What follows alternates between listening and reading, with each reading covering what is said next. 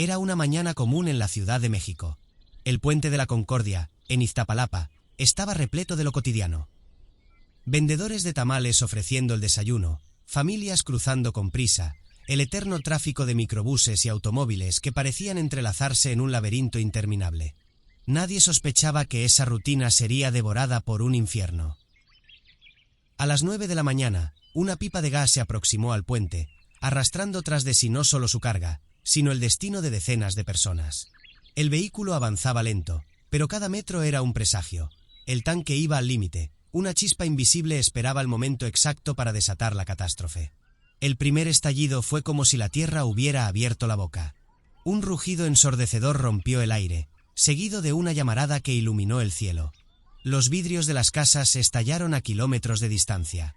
El puente se convirtió en un horno de acero y concreto. Gritos, explosiones secundarias, cuerpos que corrían envueltos en fuego. Los sobrevivientes relataron que el calor era tan intenso que el asfalto se derretía bajo sus pies. Los autos, atrapados en el tráfico, se incendiaron como antorchas. En segundos, un lugar de tránsito cotidiano se transformó en un campo de batalla contra lo inevitable. El caos fue absoluto. Ambulancias saturadas, bomberos luchando contra un monstruo de fuego que parecía renacer con cada chorro de agua. Vecinos sacaban a los heridos con las manos desnudas, mientras en el aire flotaba un olor insoportable, mezcla de gasolina, humo y carne quemada.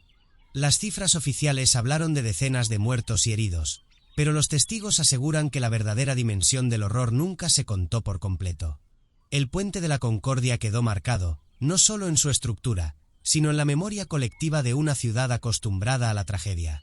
Y la pregunta quedó grabada en todos los que estuvieron allí: ¿cómo un solo accidente pudo convertirse en una de las tragedias urbanas más devastadoras de la capital?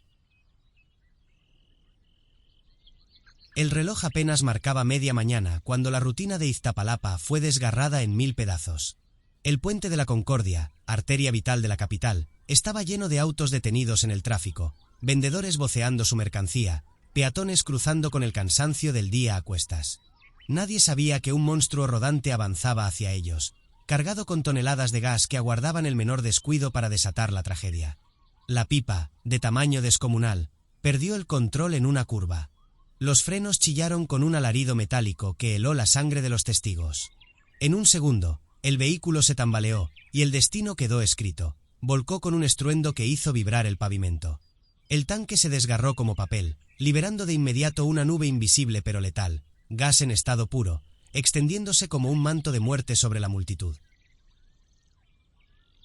Los que estaban cerca recuerdan haber sentido un frío extraño, un silencio súbito, como si el aire mismo hubiera dejado de fluir. Y entonces ocurrió lo inevitable. Una chispa, apenas un roce metálico entre las placas retorcidas, encendió la mezcla. La explosión fue instantánea, brutal, imposible de describir con palabras. El estallido levantó un muro de fuego que alcanzó el cielo. El puente entero ardió como una antorcha, y el rugido del gas encendido opacó los gritos humanos. Los autos explotaban en cadena, las ventanas de las casas se pulverizaron, y los cuerpos fueron lanzados como muñecos de trapo por la onda expansiva. Testigos hablaron de un resplandor cegador, de llamas que parecían devorar el aire mismo. El calor era tan intenso que la piel ardía incluso a distancia.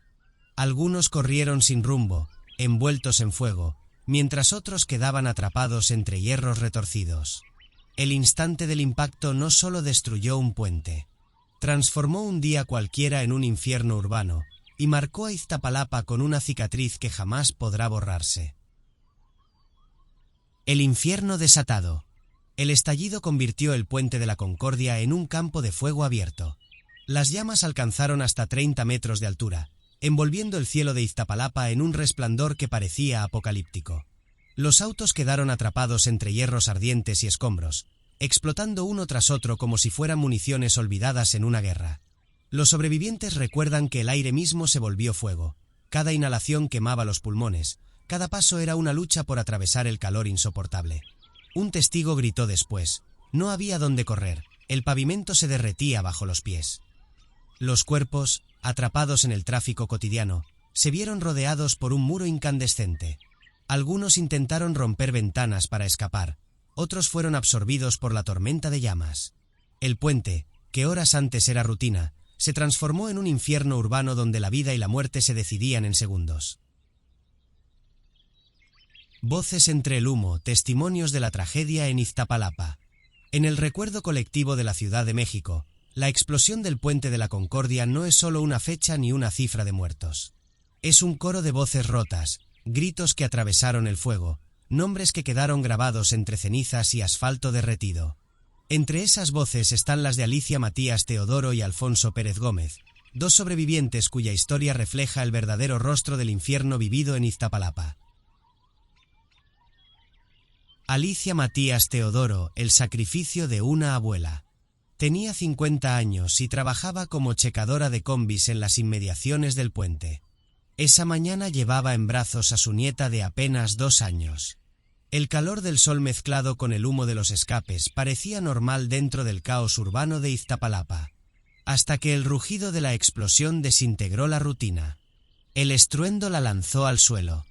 El aire ardió en cuestión de segundos, y el instinto la hizo envolver a la niña con su propio cuerpo. Alicia corrió como pudo, atravesando la llamarada que caía en oleadas.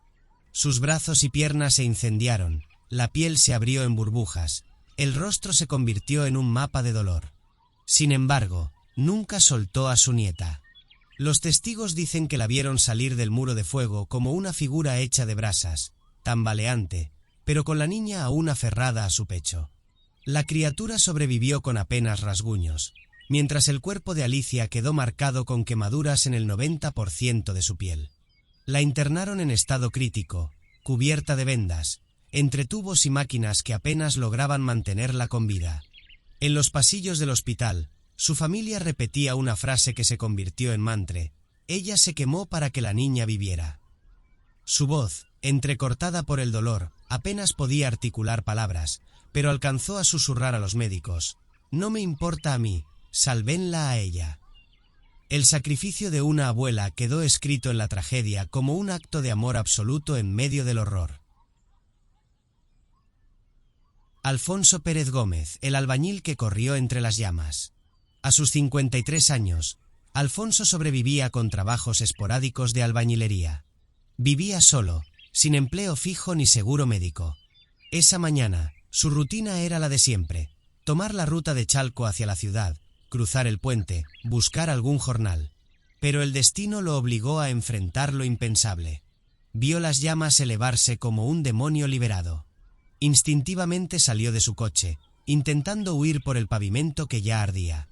El fuego bajaba como lluvia, contó después, y cada paso era una carrera contra un enemigo invisible que quemaba incluso el aire.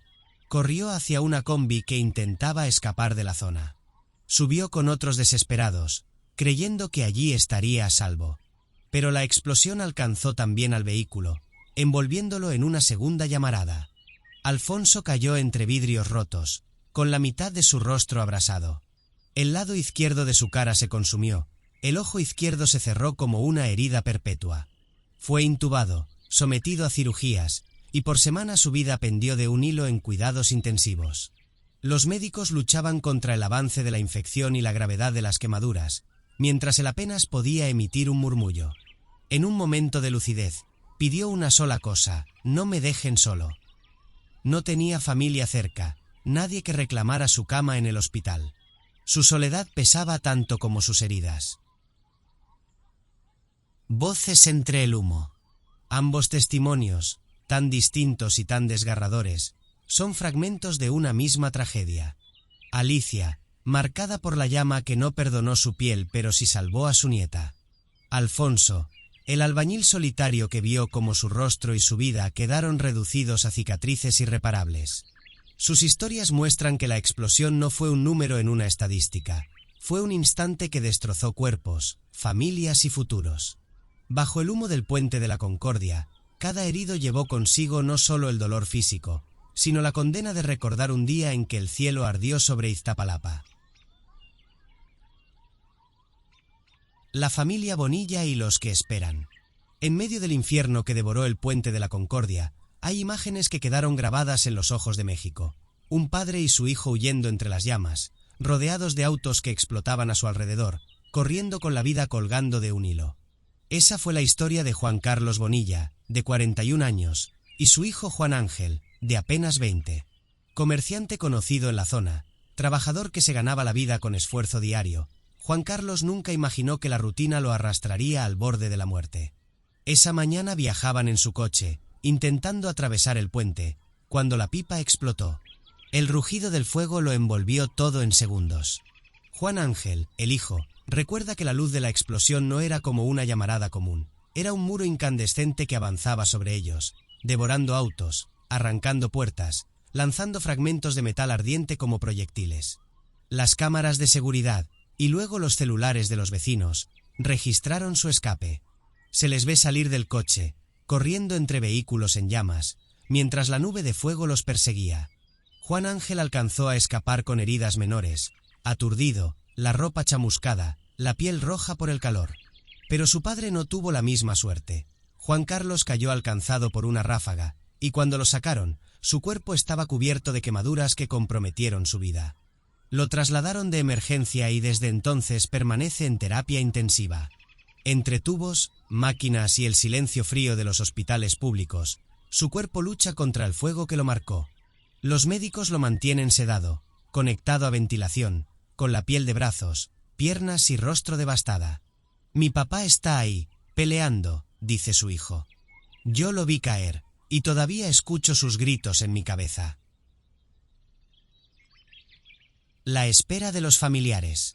En los pasillos del hospital, las voces de quienes esperan se mezclan en un coro de desesperación. Cada herido representa una historia, y cada historia arrastra consigo una familia entera. Griselda Pérez, hermana de Alfonso, el albañil quemado en el rostro, relata entre lágrimas la situación de su hermano. No tiene seguro, no tiene trabajo fijo, no tiene a nadie más que a nosotros. Pero lo que le pasó es demasiado grande para lo que podemos enfrentar. Pedimos ayuda, porque no sabemos cómo salir adelante con todo esto. Su voz es la de cientos que claman apoyo en un país donde la tragedia suele golpear más fuerte a quienes menos tienen.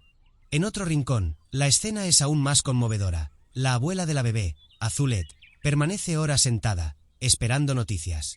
Su hija, Alicia Matías, había protegido a la niña con su propio cuerpo, recibiendo quemaduras en el 90% de su piel. Mientras Alicia se consume entre vendajes en terapia intensiva, Azulet sostiene entre sus brazos a la pequeña, ilesa, como un milagro nacido del dolor. No sé qué va a pasar con mi hija, pero la niña está viva porque ella se entregó al fuego, repite, con la mirada perdida entre la esperanza y la resignación. Voces que claman desde la ceniza. Cada pasillo del hospital se convierte en un testimonio viviente. No son números fríos, son nombres. Juan Carlos, el comerciante que se convirtió en símbolo de lucha entre la vida y la muerte. Juan Ángel, el hijo que carga con la culpa de haber escapado con vida. Griselda, que implora ayuda para su hermano sin recursos. Azulet, que custodia a su nieta mientras su hija agoniza tras el sacrificio. Los sobrevivientes hablan de cómo el fuego no solo destruyó cuerpos, sino que arrasó con el tejido familiar, con la tranquilidad, con la certeza del mañana. Cada visita a terapia intensiva es un recordatorio del instante en que el aire mismo se transformó en llama. Las víctimas y los héroes anónimos. La explosión del puente de la Concordia no fue solo un accidente, fue un día en que el fuego se convirtió en juez y verdugo. Más de 90 personas resultaron heridas y al menos 10 perdieron la vida en cuestión de segundos. El asfalto se transformó en una pira colectiva, y entre las víctimas se cuentan historias que estremecen por su crudeza y su heroísmo. Entre ellas destaca la de una mujer que, con el cuerpo envuelto en llamas, protegió a su nieta de apenas 2 años. Sufrió quemaduras en el 90% de su piel, pero jamás soltó a la pequeña. Testigos aseguran que salió del infierno como una figura ardiente, tambaleante, pero con la niña aún entre sus brazos. Ese sacrificio, imposible de olvidar, convirtió su nombre en símbolo del amor que desafía incluso a la muerte. El fuego dejó cuerpos marcados para siempre, hombres y mujeres con piel derretida, rostros irreconocibles, extremidades que no resistieron el calor. Algunos sobrevivieron a la primera batalla contra las llamas, pero cayeron en las siguientes: infecciones, colapsos respiratorios, órganos dañados por el humo. Los que lograron vivir quedaron atrapados en un segundo tormento, la certeza de que sus cuerpos ya no serían los mismos. El caos en los hospitales. La tragedia no terminó en el puente. Continuó en los hospitales, donde el caos se convirtió en rutina. Las ambulancias llegaban una tras otra, descargando cuerpos envueltos en sábanas ennegrecidas, piel pegada a la ropa, gritos que desgarraban los pasillos de urgencias. Las familias corrían desesperadas, buscando un nombre en las listas, un rostro entre los vendajes, un indicio de que los suyos habían sobrevivido. Madres desmayadas al reconocer a sus hijos, padres golpeando puertas para exigir información, hermanos suplicando que les dejaran pasar a ver a los heridos. Los pasillos se transformaron en salas de espera interminables, donde el tiempo parecía estancarse entre el llanto y la incertidumbre. Los médicos y enfermeras se enfrentaban a un enemigo que no daba tregua. La magnitud de los heridos superaba la capacidad de atención. El área de urgencia se saturó en minutos, los quirófanos trabajaron sin descanso, y los especialistas en grandes quemados eran demasiado pocos para la avalancha de víctimas. Un doctor relató después que cada segundo era una decisión de vida o muerte. A quién intubar, a quién estabilizar primero, a quién trasladar a otro hospital. Teníamos que elegir, y esa es la carga más dura que llevamos hasta hoy, confesó con la voz rota.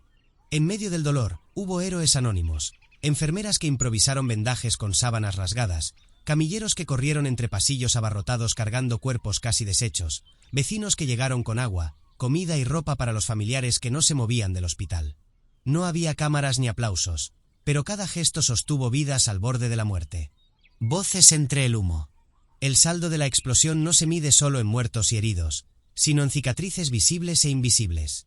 Los cuerpos marcados por el fuego y las almas quebradas por la espera forman parte de una misma herida colectiva. El puente de la Concordia ardió en segundos, pero en los hospitales, en los pasillos llenos de gritos y oraciones, el incendio continuó encendido, consumiendo lentamente la esperanza de cientos de familias. Causas y negligencias, la verdad detrás de la explosión en Iztapalapa. El puente de la Concordia ardió en segundos, pero las brasas que encendieron esa tragedia no nacieron el día de la explosión. Llevaban tiempo acumulándose entre papeles olvidados, permisos dudosos y omisiones que costaron vidas. Porque lo que sucedió en Iztapalapa no fue solo un accidente. Fue la consecuencia de negligencias que dejaron que una pipa de gas circulara como una bomba rodante en una de las zonas más densamente pobladas de la Ciudad de México. La pipa y la empresa transportista. Los primeros informes revelaron lo que muchos sospechaban. La pipa involucrada arrastraba irregularidades documentadas. El tanque, viejo y con mantenimiento deficiente, presentaba soldaduras parchadas, válvulas corroídas y registros incompletos. Los vecinos de Iztapalapa, acostumbrados a ver pasar diariamente esos vehículos pesados, no sabían que uno de ellos llevaba encima una falla latente que podía detonar en cualquier momento. La empresa transportista, responsable directa del vehículo, operaba bajo un manto de sospechas. Permisos temporales, revisiones superficiales, contratos que parecían escritos para burlar la ley más que para cumplirla. Había dudas incluso sobre la vigencia de su seguro, condición obligatoria para circular con cargas peligrosas. Los familiares de las víctimas denunciaron después que, al buscar indemnizaciones, se toparon con muros de burocracia y evasivas, pólizas caducadas, coberturas mínimas, papeles extraviados. La pipa circulaba sin estar en condiciones de hacerlo. No fue un azar, fue una negligencia acumulada, sostenida por la indiferencia de quienes sabían que cada viaje era una ruleta rusa y aún así decidieron jugar. Responsabilidad compartida. Pero la culpa no recae solo en la empresa. La tragedia expuso un problema más profundo, la responsabilidad compartida de autoridades que, bajo su supervisión, permitieron que toneladas de gas atravesaran barrios atestados de viviendas, mercados y escuelas. En una ciudad donde millones dependen del transporte diario, los controles para materiales peligrosos se revelaron endebles, casi inexistentes. Las revisiones eran ocasionales, más preocupadas por el papeleo que por la seguridad real. Así, las pipas circulaban libres, como fantasmas cargados de muerte, sin rutas alternas, sin planes de contingencia, sin acompañamiento preventivo. La explosión de Iztapalapa no solo incendió un puente, incendió también la confianza en las instituciones. ¿Cómo fue posible que un vehículo con fallas tan evidentes cruzara impune por avenidas donde miles de personas se agolpan cada día? ¿Cómo es que nadie revisó a fondo la validez del seguro? ¿Por qué no existían protocolos claros para desviar o regular el paso de estas bombas sobre ruedas? Los testimonios de familiares son contundentes.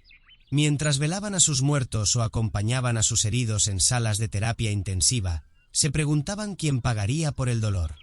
Y la respuesta parecía desvanecerse entre declaraciones oficiales y comunicados ambiguos. Un sistema roto. Lo que ocurrió en el Puente de la Concordia dejó en claro que no fue solo una falla mecánica ni una chispa azarosa. Fue el resultado de un sistema roto, donde empresas buscan atajos para abaratar costos, y autoridades miran hacia otro lado para no entorpecer la circulación. Un pacto tácito de negligencia que terminó cobrándose la vida de inocentes. Las imágenes de autos ardiendo, de cuerpos corriendo envueltos en llamas, de hospitales desbordados, son la consecuencia visible.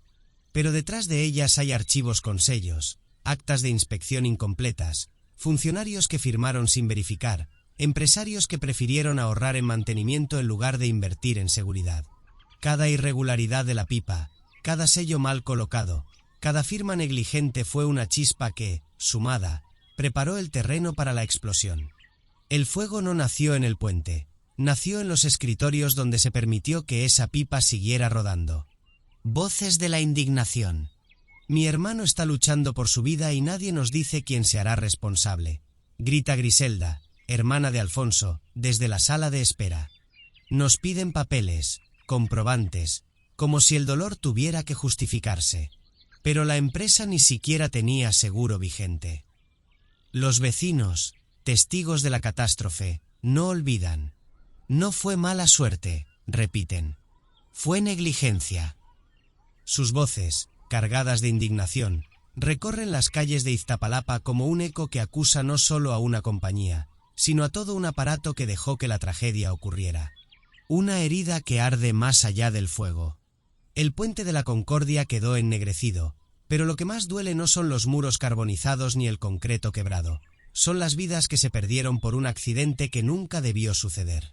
Porque cuando una pipa con irregularidades circula libre, cuando las autoridades no vigilan lo que deberían, el destino de miles queda en manos del azar.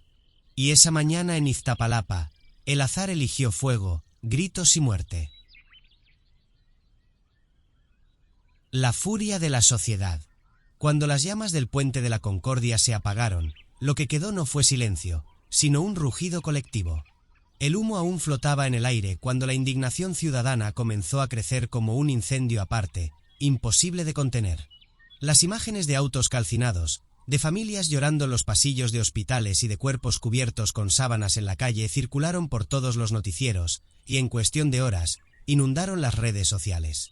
Twitter, Facebook y foros comunitarios se convirtieron en un campo de protesta digital. Cientos de mensajes denunciaban a la empresa transportista, exigían explicaciones a las autoridades y pedían justicia para las víctimas. No fue un accidente, fue negligencia. Se leía una y otra vez en pancartas virtuales y hashtags que se volvieron tendencia. Pero la furia no se quedó detrás de las pantallas. En las calles de Iztapalapa, vecinos y colectivos organizaron marchas espontáneas. Hombres, mujeres y niños caminaron con carteles manchados de hollín, levantando fotografías de los heridos y fallecidos. ¡Justicia!, gritaban frente a oficinas de gobierno, con la certeza de que esa tragedia no era producto del destino, sino de fallas humanas. Los reclamos se centraban en un punto: la falta de seguridad en el transporte de gas. ¿Cómo permitieron que una pipa en mal estado circulara por un puente lleno de gente?, preguntaban los manifestantes. La respuesta no llegaba.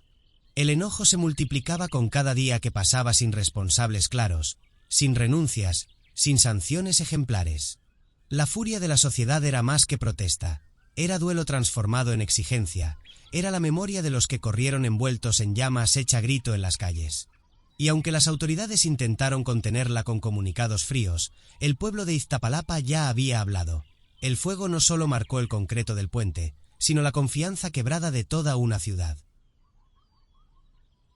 Quiero que escribas un guión pasional, histórico, que llame la atención y muy significativo del siguiente tema que te voy a dar y tomes en cuenta todas las características.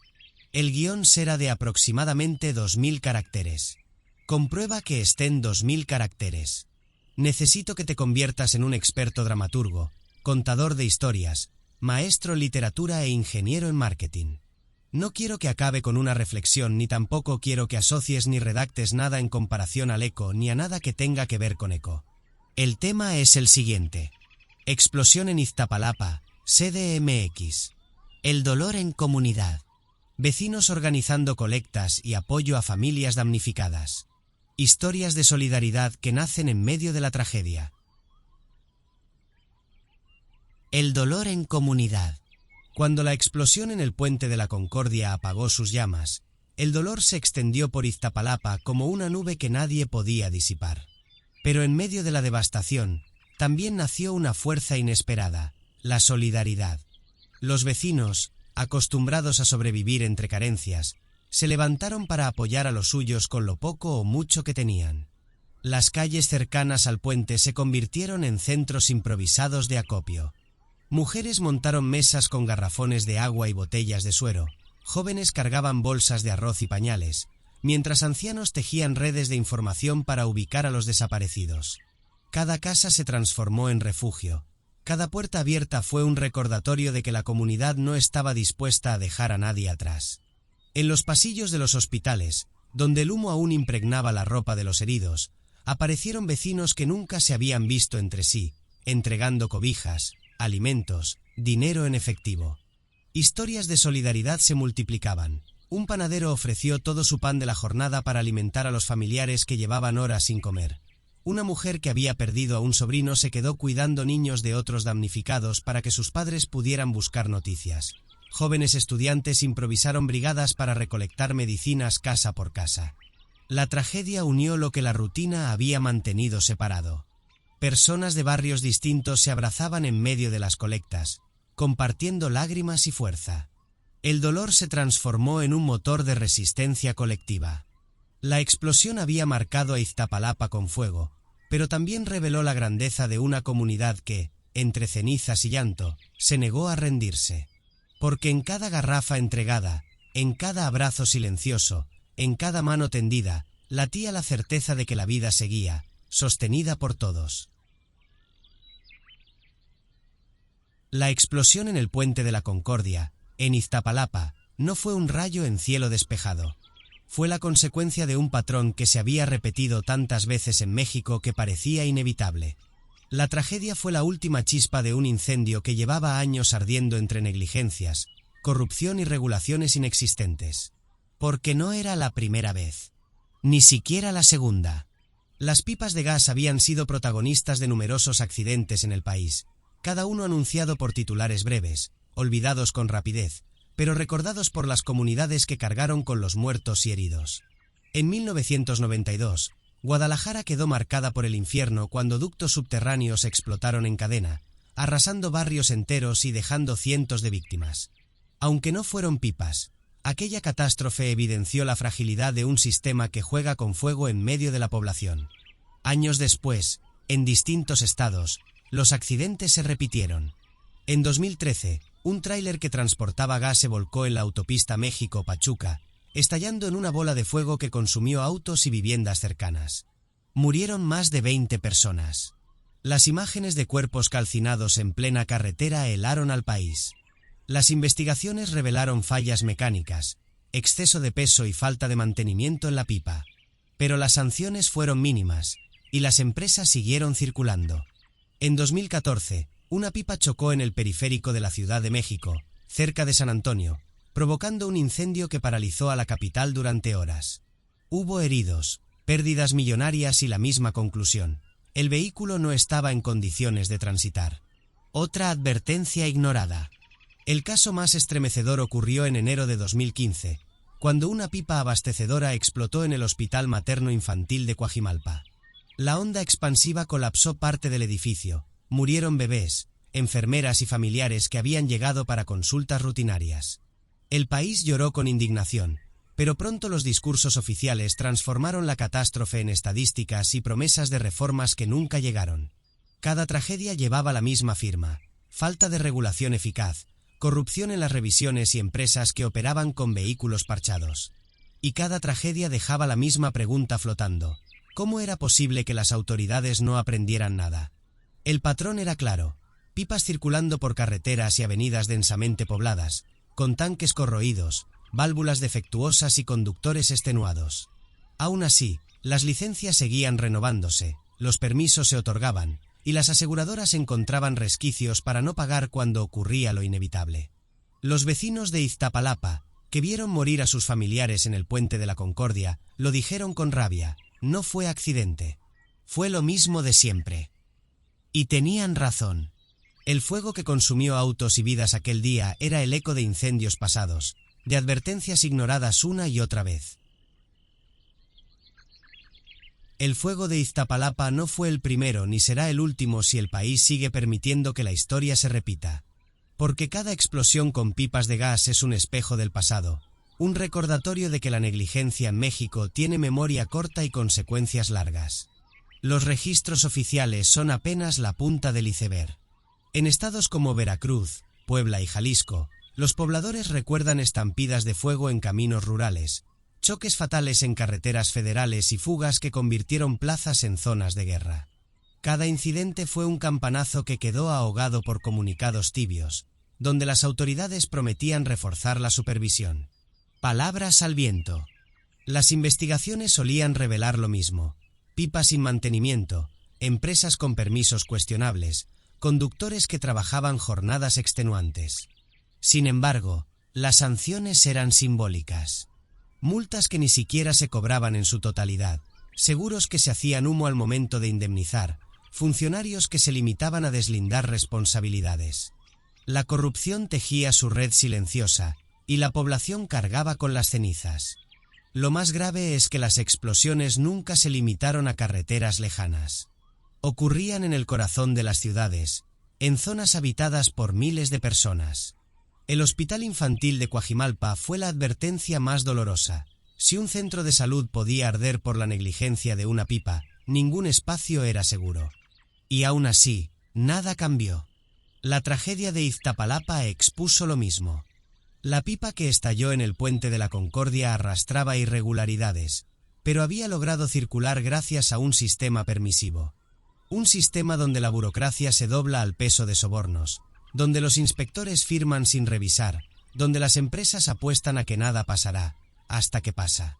El resultado: más de 90 heridos, al menos 10 muertos, familias destruidas y una comunidad marcada por la rabia. Los vecinos no tardaron en gritarlo en marchas y redes sociales. Esto no fue accidente. Fue negligencia. Fue corrupción. Y tenían razón. El fuego no nació de la chispa metálica que encendió el gas en el puente.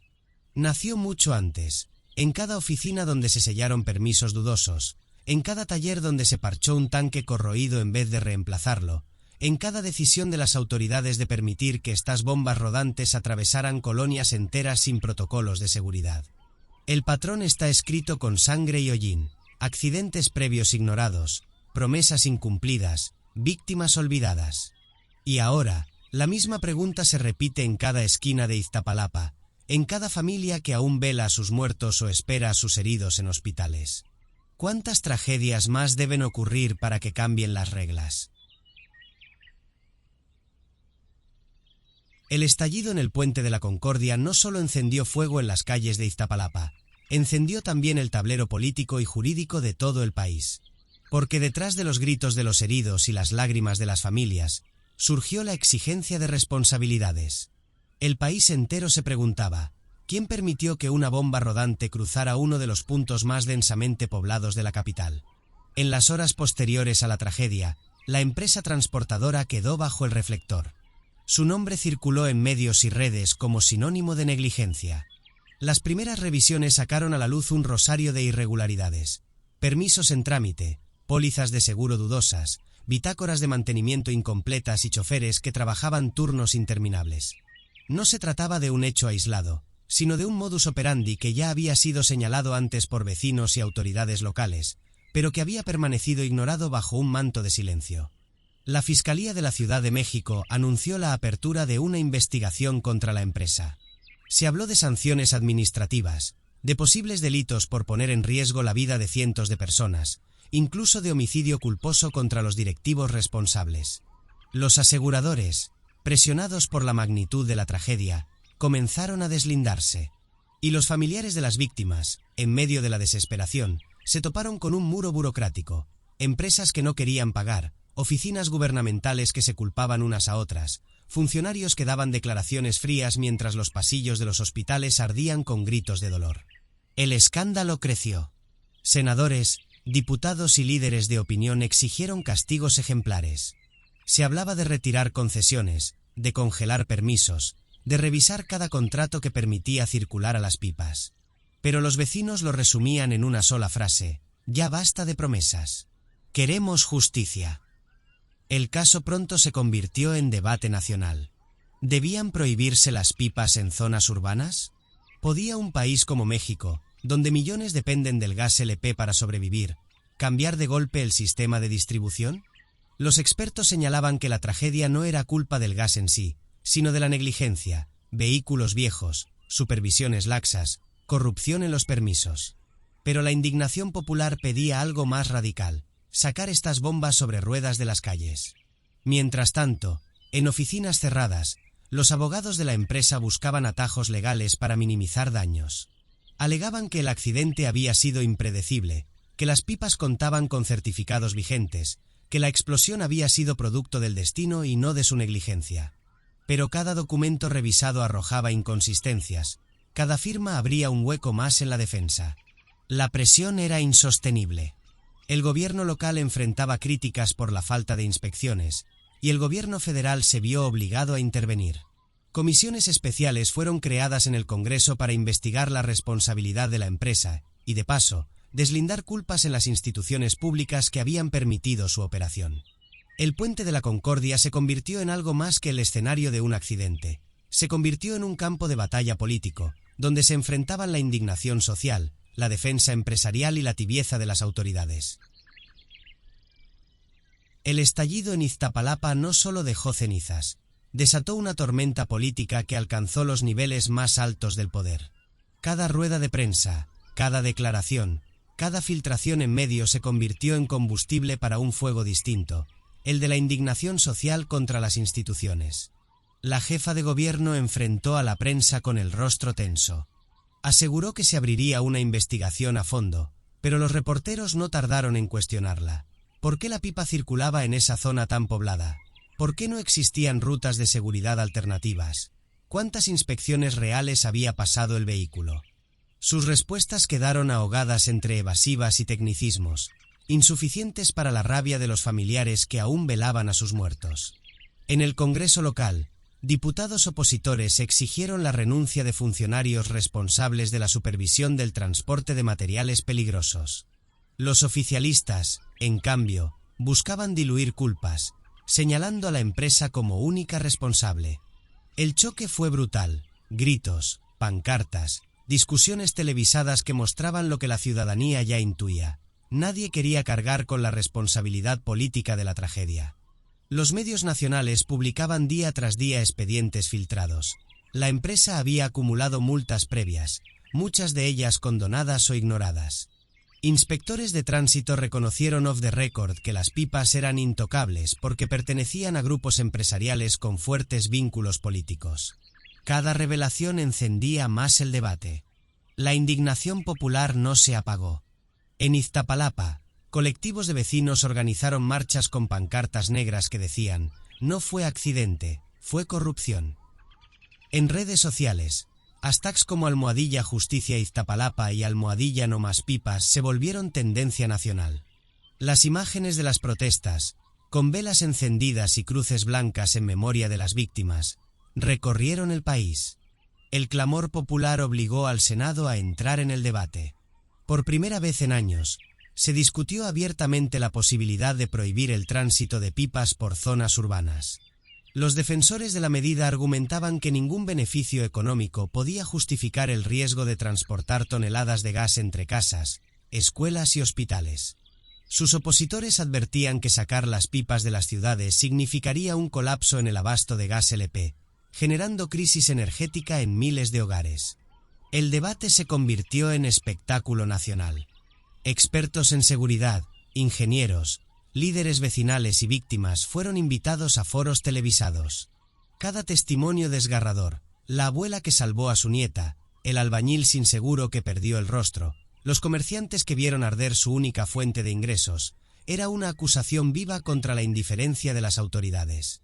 Mientras tanto, en tribunales, la investigación avanzaba con lentitud. Los directivos de la empresa transportista fueron citados a declarar, pero ninguno pisó la cárcel. Los abogados apelaban, buscaban amparos, intentaban diluir responsabilidades entre choferes, mecánicos y burócratas. Cada aplazamiento judicial era un golpe más contra la paciencia de las víctimas. El pulso político alcanzó incluso al nivel federal. El presidente, presionado por la opinión pública, prometió reformas legales para endurecer los controles a empresas de transporte de materiales peligrosos. Pero la ciudadanía, cansada de promesas incumplidas tras tantas tragedias similares, respondió con frialdad. Querían resultados inmediatos, no discursos. El puente quemado se convirtió en símbolo, no solo de la explosión, sino de un sistema que parecía arder en corrupción. Cada fotografía del concreto ennegrecido recordaba a México que la tragedia no había terminado. Ahora se libraba en las calles, en los tribunales y en los pasillos del poder. La explosión en Iztapalapa no tardó en convertirse en expediente judicial, en promesa legislativa y en arma política. La empresa transportista quedó señalada por negligencia criminal, vehículos en mal estado, mantenimiento deficiente y seguros con coberturas mínimas. Los fiscales presentaron cargos por homicidio culposo, daños a la propiedad y omisión de protocolos de seguridad. Los abogados respondieron con amparos, dilaciones y tecnicismos que buscaban ganar tiempo, pero el caso estaba ya inscrito en la memoria pública como uno de los más graves en la historia reciente del país. El gobierno local anunció sanciones administrativas millonarias, pero los vecinos desconfiaban. Sabían que ese dinero, en caso de cobrarse, no llegaría a las víctimas. Familias enteras se organizaron para exigir reparaciones directas, atención médica y apoyos inmediatos. Cada día que pasaba sin respuestas era una herida abierta. En paralelo, el Congreso abrió la discusión más candente, la prohibición del tránsito de pipas de gas por zonas urbanas. Las sesiones se prolongaban por horas, con argumentos encontrados. Los legisladores favorables a la medida mostraban imágenes de la explosión en el Puente de la Concordia, autos ardiendo, cuerpos corriendo envueltos en llamas, hospitales colapsados. «Esto no puede volver a pasar», repetían como mantra. Los opositores advertían que, sin pipas, millones de familias se quedarían sin abasto de gas LP, lo que provocaría una crisis energética. La presión ciudadana inclinaba la balanza. Los testimonios de víctimas en foros públicos estremecían incluso a los políticos más endurecidos.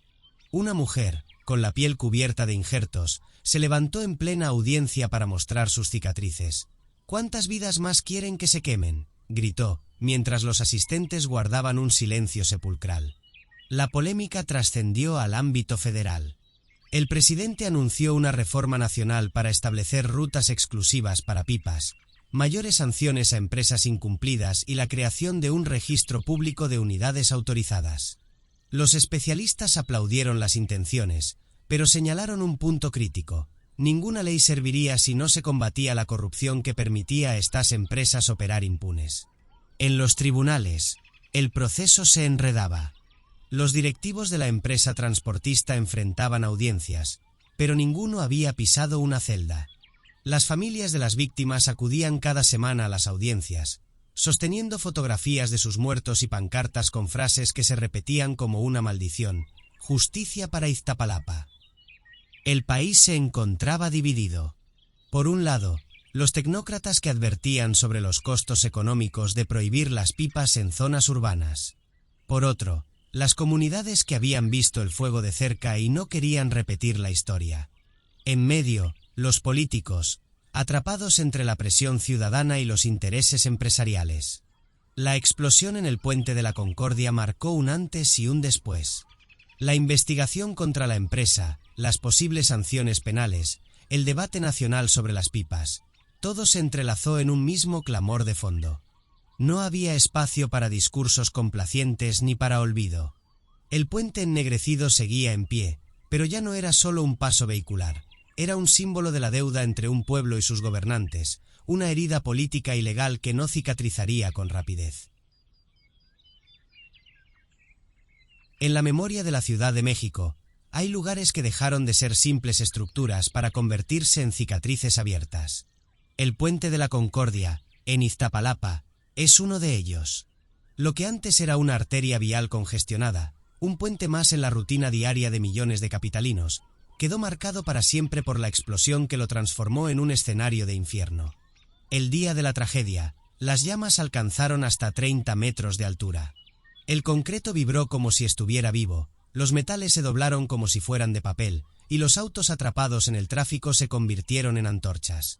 Cuando todo se apagó, lo que quedó no fue el silencio de un accidente superado, sino un paisaje apocalíptico, estructuras ennegrecidas, restos de vehículos calcinados, hollín pegado a cada muro, y un silencio que pesaba más que el estruendo de la explosión. Ese puente, que durante años representó la rutina del transporte y el movimiento urbano, se convirtió en el símbolo de una herida colectiva. Caminar por sus alrededores tras la tragedia era como recorrer un mausoleo al aire libre. Los vecinos describían la sensación de sentir las miradas de quienes murieron allí, como si sus voces hubieran quedado atrapadas en el hollín. El Puente de la Concordia dejó de ser un paso vehicular y se transformó en un recordatorio tangible de la negligencia. No era solo un accidente más. Los informes revelaron que la pipa de gas que explotó acumulaba irregularidades, permisos cuestionables, mantenimiento deficiente, seguros inexistentes. La tragedia no cayó del cielo, estaba sembrada desde antes, alimentada por omisiones y corrupción. Para los sobrevivientes, regresar a ese lugar fue como abrir la herida una y otra vez. Las bancas improvisadas con restos de metal se llenaron de flores marchitas, veladoras, cruces blancas. Cada objeto colocado por las familias era un grito silencioso. Aquí murió alguien, aquí ardió un futuro. El puente, ennegrecido y mutilado, no fue demolido de inmediato. Y su permanencia se convirtió en un símbolo mayor, la cicatriz urbana de Iztapalapa. Una herida visible en medio del caos de la ciudad que obligaba a todos a mirar, a recordar, a no olvidar.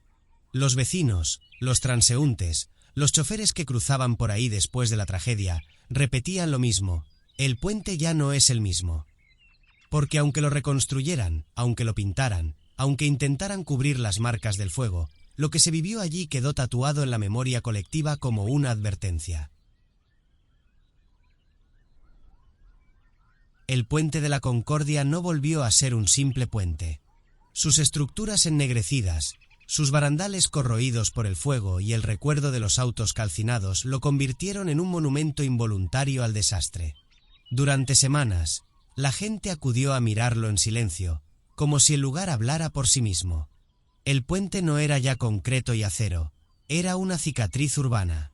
Un recordatorio visible en medio de la ciudad de que la negligencia cuesta vidas.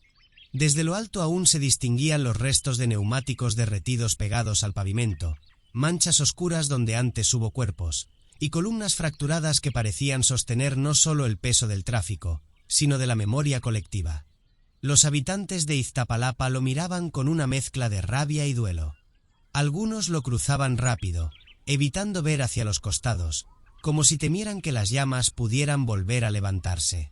Otros se detenían a colocar flores, veladoras y pancartas con mensajes de justicia. El puente se transformó en altar y protesta al mismo tiempo. La explosión dejó claro que no fue un accidente aislado. Fue el resultado de un sistema corroído por la negligencia. Las irregularidades de la empresa transportista, la falta de inspecciones serias, la corrupción en los permisos y la ausencia de regulación eficaz se convirtieron en las verdaderas causas que ardieron aquel día. El fuego no nació en la chispa metálica que encendió el gas. Nació en las oficinas donde se firmaron autorizaciones sin supervisión, en los talleres donde se parcharon tanques corroídos, en los pasillos donde se archivaron denuncias vecinales. Por eso, el puente se convirtió también en bandera política. Cada marcha ciudadana que pasaba por allí lo señalaba como prueba viviente de lo que ocurre cuando se ignoran advertencias. Cada discurso, cada protesta, cada veladora encendida bajo sus columnas repetía la misma exigencia: que los responsables no quedaran impunes. El Puente de la Concordia se transformó en una herida abierta de la capital, y como toda herida colectiva, será recordada no solo por lo que se perdió, sino por lo que se exige. Porque su silueta ennegrecida seguirá siendo advertencia de un sistema roto y al mismo tiempo, exigencia de justicia de los que no pudieron regresar a casa.